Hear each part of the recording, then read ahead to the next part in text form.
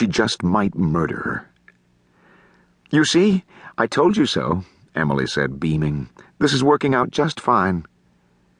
Bess braced herself as the jeep drove into yet another pothole. "I hate people who say I told you so, and will you stop being so damn cheerful?" "No, I'm happy. You will be too when you admit that I was entirely right to persuade you to bring me with you."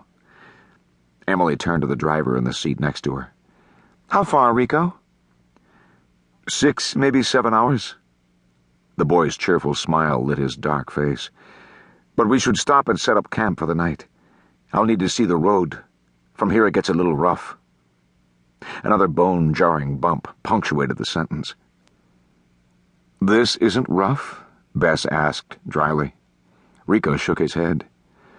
"The government takes good care of this road. No one repairs the one to Tenajo.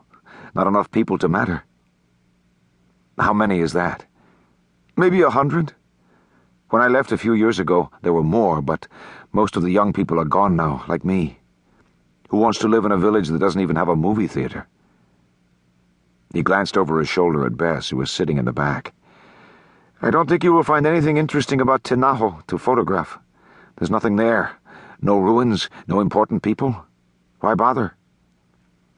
"It's for a series of articles I'm doing for Traveler on undiscovered destinations in Mexico," Bess explained. "And there better be something in Tenajo, or the Condé Nast people won't be happy." "We'll find something for you," Emily said. "Practically every Mexican town has a plaza and a church. We'll go from there." "Oh, will we?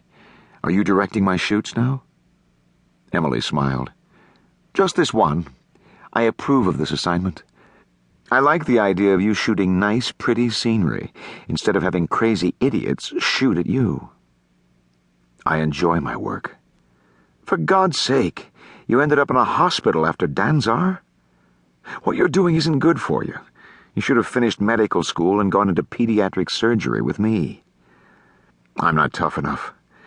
I knew it the night that kid died in the emergency room. I don't know how you do it. I suppose Somalia was easy, and Sarajevo was a piece of cake. And what about Danzar? When are you going to tell me what happened to Danzar?" Bess stiffened. "Stay out of my job, Emily. I mean it. I don't need supervision. I'm almost 30. You're also exhausted and drained. And still you have an obsession with that damn camera. You haven't taken it off your neck since we started this trip." Bess's hand instinctively went up to cup the camera. She needed her camera. It was part of her. After all these years, being without it would be like being blind. It was no use trying to explain to Emily.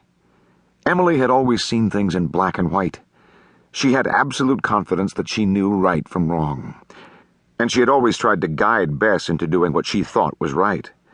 Most of the time Bess could handle it, but Danzar had shattered her, and that had alerted all of Emily's protective instincts. Bess should have stayed away, but she hadn't seen Emily in a long time, and besides, she loved the bossy bitch. Now Emily's older sister mode was in full bloom. Time to change the subject before she became any more dictatorial. "Emily, why don't you try to get Tom on the cellular? Rico said we'll be out of range of any tower pretty soon." Emily was immediately distracted, as Bess knew she would be. Her husband Tom and their 10-year-old daughter Julie were the center of Emily's existence. "Good idea," she said, pulling out her portable and dialing the number. "It may be my last chance.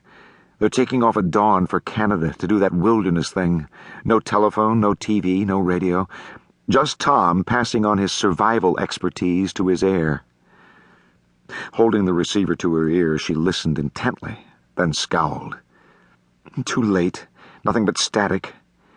Why couldn't you choose a civilized little village to bring me to?" "I didn't choose.